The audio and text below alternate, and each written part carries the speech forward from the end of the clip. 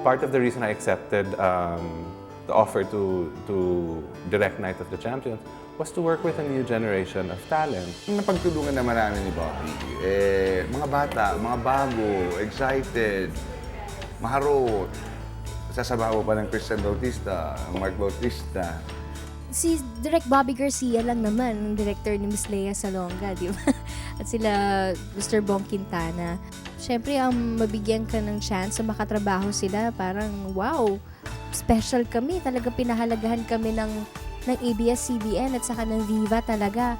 So, ayun, thankful kami for that. At ayun nga, si Direk Bobby, hindi namin siya masyado nakikita noon. Si ano lang po talaga, si Direk Bong Quintana. At yung nakakausap namin, nakakabiruan namin.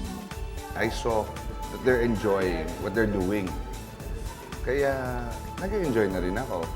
Nakikita ko yung samahan nila doon na form.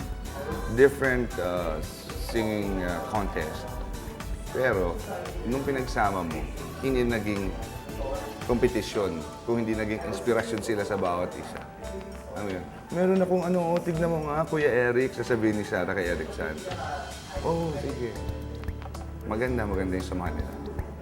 Ang mga numbers ko nun, mga songs na kinanta ko yung Celine Dion medley.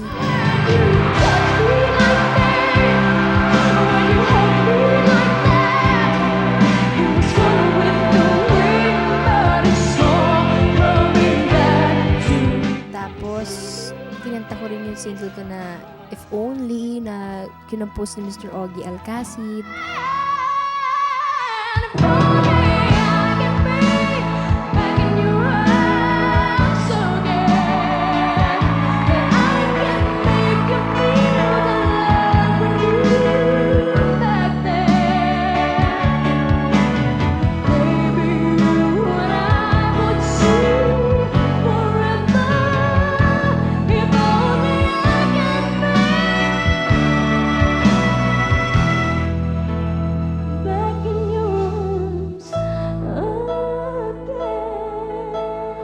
Of course, To Love You More.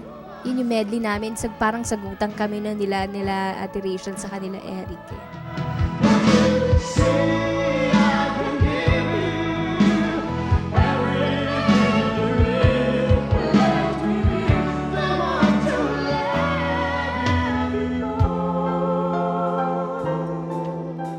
As a backup singer, ang challenge mo yung mahihirap na pyesa.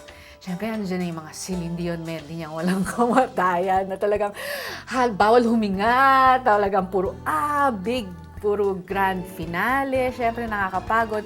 Pero yun yung challenge eh. Yung worry ko beforehand is mapapagod sila dahil sa dami nilang ginagawa. I was worried na by the time we got to the concert, pagod na sila, wala na silang boses.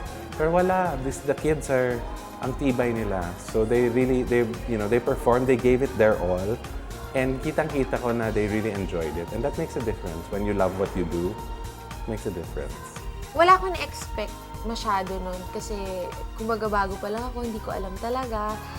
Sumusunod pa lang ako kung anong dapat sabihin and gagawin, ganyan. Yung mga staff, nakakatuwa kasi inaasikaso nila kami.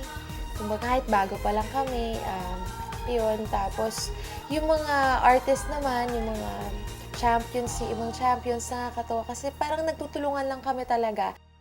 It's great to see the new talent. It's great to work with them and to share na rin to pass on things to the new group of talents. And I really have faith and I believe in the new breed of talents that Sarah leads. Ito na yung bagong generation of singers that we're working with. And iba na yung tunog, iba na yung music. Actually, nagbago na mismo yung music tsaka yung genres na mga tinutugtog sa mga concerts. Mga bata, mga bago, sariwa ang fresh faces, talented children, kids, di ba? Mag-enjoy talaga yung manunood.